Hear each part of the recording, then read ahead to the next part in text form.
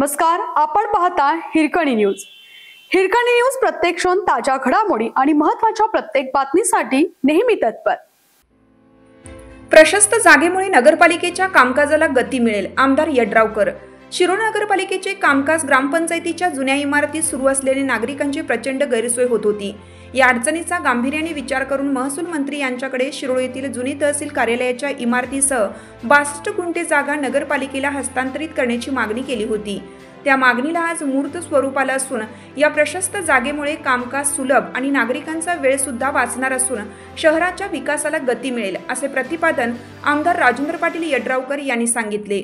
शिरोळ येथील जुन्या तहसील कार्यालयाची इमारतीसह 62 गुंठे जागा नगरपालिकेने हस्तांतरणाचा समारंभ संपन्न झाला। यावेळी आमदार यड्रावकर बोलत होते। शिरोळ शहरासाठी नवीन निर्माण झालेल्या नगरपालिकेच्या कामकाजाला गेल्या काही महिन्यांपासून जागेच्या अभावामुळे मोठी अडचण येत होती। नगरपालिकेचे कामकाज ग्रामपंचायतीच्या इमारतीत सुरू असल्याने जागेची कमतरता आणि सोयी सुविधांचा अभाव यामुळे प्रशासनाचे कामकाज विस्कळीत होत होतं।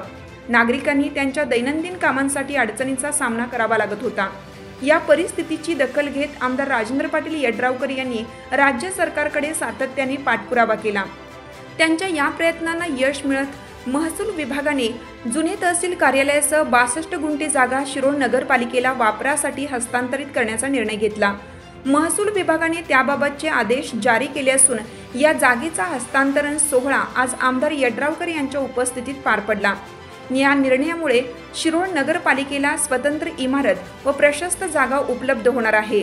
त्यामुळे प्रशासकीय कामकाज अधिक सुलभ, नियोजनबद्ध आणि पारदर्शक होईल। नागरिकांना एकाच ठिकाणी सर्व शासकीय सेवा मिळू शकतील, ज्यामुळे त्यांच्या वेळेची आणि श्रमाची बचत होणार असून शिरोळ शहराच्या विकासाला चालना देणारा हा ऐतिहासिक निर्णय असल्याचे आमदार राजेंद्र पाटील यड्रावकर यांनी सांगितले।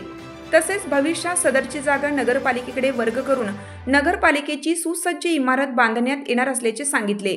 याप्रसंगी मुख्याधिकारी अजित नरळे, अमरसिंह पाटील, बाबा पाटील, रणजितसिंह पाटील, विजय देशमुख, बजरंग काळे, अरविंद माने, संभाजी भोसले, अमर शिंदे, शिवाजीराव देशमुख, दादासो कोळी, अविनाश तारे, श्रीवर्धन देशमुख, राजेंद्र माने, सूरज कांबळे, भूषण काळे, दिग्विजय माने, चंद्रशेखर चुडमुंगे, आशुतोष पाटील, रावसाहेब पाटील, NY जाधव, लक्ष्मण भोसले यांच्यासह पदाधिकारी मोठ्या संख्येने उपस्थित होते। आपल्या हिरकणी न्यूज चॅनलला लाईक करा, शेअर करा आणि सबस्क्राइब करायला विसरू नका आणि रहा अपडेट।